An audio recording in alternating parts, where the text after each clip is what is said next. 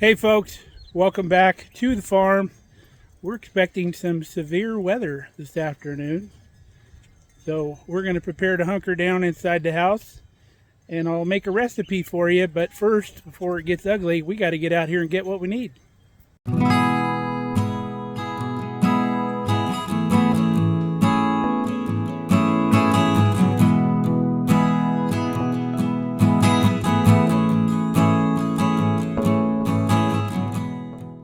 So before all these clouds turn into thunderheads this afternoon, we're going to go out and pick some rhubarb out in the little patch we have going out here.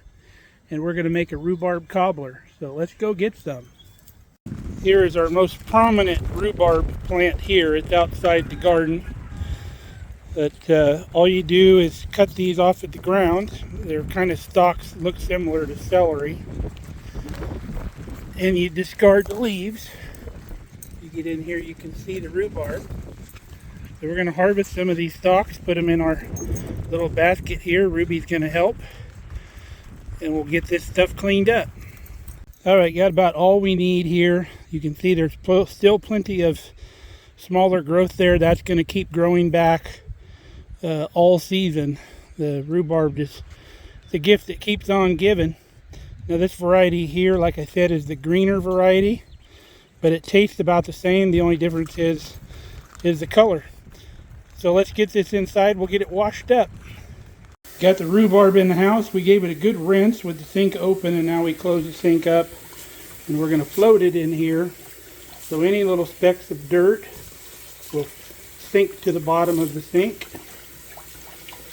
Maybe that's where they got the word sink from. So once we get this done, we'll pull it out and we'll start chopping this stuff up. Now I noticed when we were outside that we're on the warm side of the storm, which means the wind is blowing from the south, so the warm air is coming up. And the warm side of the storm is always the more dangerous side to be on, because that's where the thunderheads start to form. If you're on the cold side of the storm, usually the thunderheads will form to the south of you. But that reminds me of the book that the family that used to live here and owned this property, their mom was a published author. She wrote a book called South of the Cottonwood, and I'll show you the cover of that book. Here's the book, South of the Cottonwood Tree. It's a good read, but what made me think of this book was how this book got its name. We were lucky enough to get a signed copy of the book, and the book was also given to the grandma on the other side. So that's kind of a cool deal where it was given to one grandma and it was written by the other. So we're real happy to have that book. But back to the name of the book and why it was named that way. That's how when the author and her sister used to talk about storms, they would always ask, is it north or south of the cottonwood tree? And speaking with her son, the cottonwood tree was on the west side of the property. So if the storm, well, the saying goes, if the storm was on the south side of the cottonwood tree, you were fine. If the storm was on the north side of the cottonwood tree, you better hunker down because it was going to hit you. Now that makes sense, because if the storm was on the north side of the cottonwood tree, it would mean you would be down on the warm side of the storm, which makes sense. That's where you're going to get your most volatile weather. So we don't have a cottonwood tree out here, but I could look to the west. I thought about getting a cottonwood tree and planting it out here on the west side of the property. They have varieties now that don't shed all the cotton. They're not as big a mess as a normal cottonwood tree. So one of these days we might plant one out there. It'd be kind of nostalgic. That'd be cool. Hopefully Kelly gets home before all this kicks off, because it's supposed to start this afternoon and she's got about a 30-minute drive home from work. So we're hoping she gets home safe before this gets going. If she's at work and it's ugly, she won't go out in it. She'll hang out, kind of stay behind it if she need be. She's got friends over there that she can hang out with. So let's get back to this rhubarb. Now this stuff, like we said, is similar to celery in looks. but it's a lot softer and it doesn't have the ribs that celery does.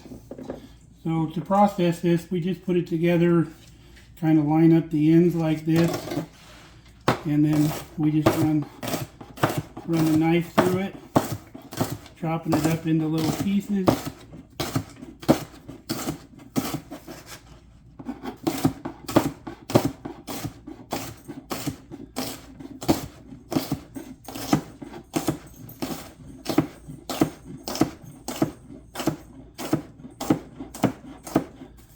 Just like that. And then we put it right in our little bowl here. This is actually a measuring cup. We want about 4 cups, and I think we're going to end up with that, or maybe a little more. If we end up with more, I've got something we can use it for. Now, one thing we should mention while we're dealing with this rhubarb, you notice we left the rhubarb leaves just out on the ground to decompose. You don't want to throw those to your chickens or other animals because rhubarb leaves are toxic. You can't eat the leaves. I don't even think you can cook them and eat them, because a lot of things that have toxicity in them, if you cook them, it neutralizes it, but I still don't think you can eat the leaves. So don't eat the leaves when you're dealing with rhubarb. So now that we've got our rhubarb measured out, we got right at 4 cups. We're going to dump it in our big mixing bowl, so we have room to mix it around. And then to this, we're going to add 2 cups of sugar. It's usually a half ratio, so if you got 4 cups of rhubarb, it's always 2 cups of sugar. If you got 2 cups of rhubarb, say you're doing a square baking dish instead of the big 9x13, you would use 2 cups of rhubarb and then 1 cup of sugar, so it's always half. And then to that, we're going to add about 1/4 teaspoon of salt. And then we're going to add 2 tablespoons of lemon juice. What that lemon juice does is it helps the rhubarb maintain its color. It's like any acidic stuff does. That's why you put it in a lot of your canned goods. You always add a little acid to help maintain the color. So we're going to stir this up, and just like if you sugar strawberries or anything like that, this is going to start pulling some juice out of this rhubarb. We're going to let it sit for about 30 minutes, and then we'll come back and finish this cobbler off. Now, outside of the Midwest, rarely will you see rhubarb fixed by itself. People usually mix it with other things, most commonly strawberry. So you always hear strawberry rhubarb pie or whatever. But here in the Midwest, a lot of people like it just on its own, and I do too. I've seen people will take what we have here in this bowl now, put it on a simmer, let everything kind of loosen up, get tender, and sweeten up, because as you cook any tart item, it develops the sugars in it and it sweetens up. So you could take this and pour this over some white cake, like some plain white cake is really good. My cousin's father-in-law eats it that way. However, he puts it on chocolate cake, but I think it'd be better on white cake. But if you haven't tried it by itself, I encourage you to do it. Not everybody will like it, but a lot of you will. It's really good. So we'll let this sit and we'll get back and we'll finish her up. So you can see the liquid in here now. All the sugar is dissolved and it's pulled liquid out of that rhubarb. So get you a 9x13 baking dish, and we're going to spray that with some non-stick spray when we're ready. But right now we're going to mix up our topping mixture. So in your bowl, put 1 cup of flour, 1 cup of sugar, and then make you a little well in the middle like that. And then to that, we're going to put 1 egg.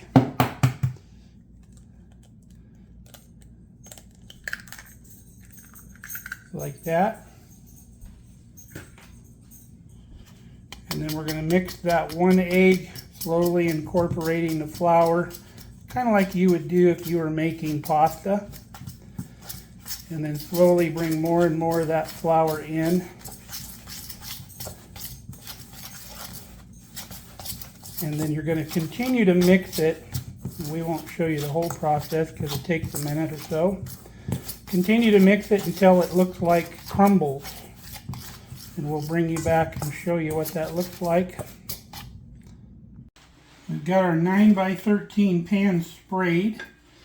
And we're going to dump in all of our rhubarb, scraping the bowl, getting all of that out.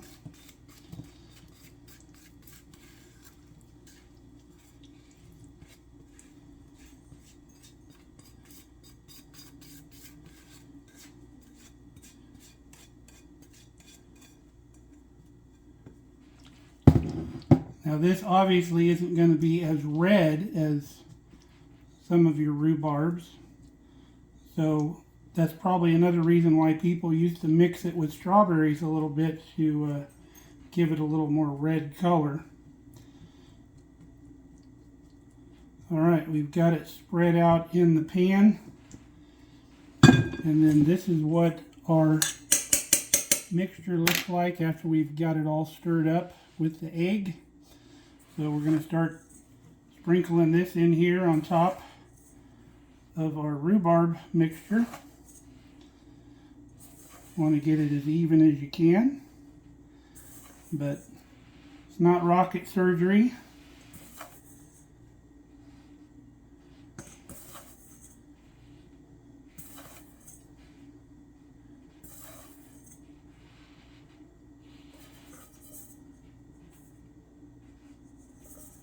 Now this cobbler recipe can be used with any fruit. Any fresh fruit, you can put 4 cups of it in here and make this cobbler. If the fruit is already sweet enough to eat, you don't need to add any sugar to it. If it's tart, like a real tart blackberry or a tart sour cherry, you would want to add sugar to it. And then what you would do is look up like a pie recipe if you weren't sure how much sugar to add. Look up a pie recipe and see how much fruit it calls for, and use that amount of sugar. So like if your pie recipe calls for 4 cups of fruit, that would give you the same amount that you would need here. But you can use canned pie filling, you can use whatever. So now what we're going to do with this is we're going to dot the top of this with butter. We've got our oven preheating to 350. So we'll get the butter, we'll put it on top here, and we'll show you what's next. Here's our cobbler ready to go in the oven. I used a whole stick of butter. You just put pats all over evenly, which comes out to a half a cup of butter. So we're going to throw this in our 350 degree oven for right around an hour. It won't take any less. Most of the time it takes a little bit more. You want to wait till the top is all nice and golden brown and it's not mushy. Make sure it's crunchy on top before you take it out. What you reckon now, Ruby? Huh?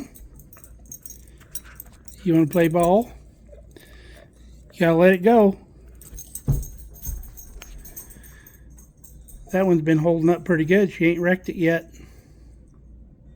Now obviously you can use rhubarb for other things than like cobbler or desserts. I've made jelly with it, which we have a video of that here on our channel. And I think on that same video we actually made barbecue sauce, rhubarb barbecue sauce, but that may be another video as well. But if you're interested in that, go check that out. You can use it in place of any like fruit or whatever, but you just have to add more sugar. Anything, you can eat anything if you put enough sugar on it. But people always used to use the term rhubarb when they describe things too. So I think it came from when you were kids playing out in the yard. Rhubarb kind of looks like a weed or whatever, and kids weren't very careful. They'd end up running it over or stepping on it or something like that. And then grandma or your mom would yell out the door, "Hey, get out of the rhubarb!" So rhubarb always kind of took the term as if you were in trouble, you were out in the rhubarb. So I've heard people say, "Hey, don't get too far into the rhubarb." That means don't go getting in trouble, or don't have too much fun. Or say you had a close scrape or something, you would say, "I was almost out in the rhubarb on that one." Or say somebody wanted you to do something and you knew it probably wasn't a good idea, you'd say, Hey, that's a little too far out in the rhubarb for me. I like to use those terms. I think they're cute, but Kelly kind of rolls her eyes when I speak rhubarb. Went out and got the mail while I was waiting, and Sammy's graduation pictures came in. It's my youngest daughter. Isn't she adorable? She just graduated college. She's going to be an accountant. Real proud of her. Proud of both of my kids. There's our cobbler. Just came out of the oven. Took an hour and 10 minutes. If it's too mushy in the middle, just leave it in. You want some of that liquid to evaporate out until it starts getting golden brown and just a little bit crunchy on the top. So we're going to let this cool down. See, the flag out front is no longer blowing from the south. It's starting to rotate around and blowing towards the west because of the way the storms rotate in our hemisphere. So it means it's getting closer. And then we've been watching Ryan Hall on YouTube. If you've never seen his channel, if you're in a tornado area, he's very good at predicting weather. And then whenever there's weather going on, he goes live, which he's doing now. So this is what's coming after us, and it's moving northeast. So it's going to blow right through us. And they've already got confirmed tornado down here where you see this area here. That's a tornado severe warning there. So Kelly will be home in about 10 minutes, so she'll be home well ahead of this, which is good. And we'll keep you posted. But if you're interested in his channel, it's called Ryan Hall Y'all. He's got 2 channels that he runs. And very, very accurate. He can go out like 10 days, and what he says is going to happen in like 10 days usually happens. Kelly's home. We're putting vehicles in the shop because with these storms you're going to get crazy big hail.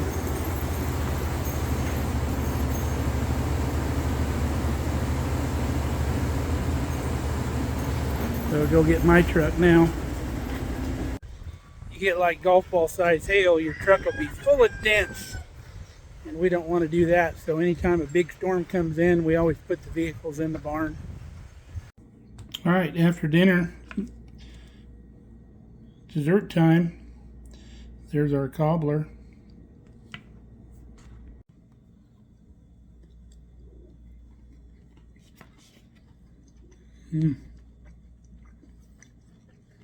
Yummy.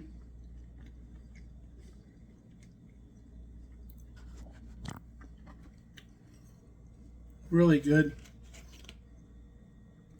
Again, I recommend you try eating this rhubarb as a standalone dish.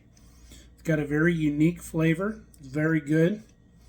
But I'm sure it's not for everybody, but I really enjoy it. So we got a couple more hours before the storm hits us. If we get anything, we'll film it. Well, it's the next morning. We got through the storm all right. We didn't get any tornadoes close by, but we did get a lot of rain. We got another 1.5 inches of rain. You can see the flags turning around now, blowing to the south because we're on the cold side of the storm now. There were a lot of tornadoes down in Oklahoma, Kansas, Colorado, those areas. We pray for everybody down there. I know Country Dad and Country Fun live down in Oklahoma, so does my brother. But he's all right, so hopefully you guys got through it all right.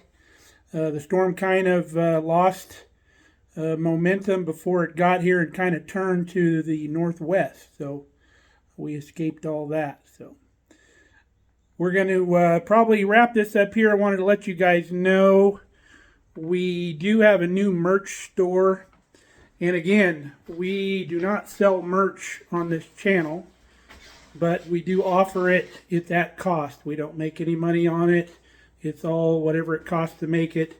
But the link is in the description. The store has changed. It's a different store than what we had before. The logo is just a tad bit different too. So if you're interested in any of that, I know my family buys a little bit of it, but that's about it. But it's there if you want it. So until next time, stay safe, stay healthy. We hope you enjoyed the recipe, and we hope you come back and see us next time here on Mark Kelly Farm. We love you guys.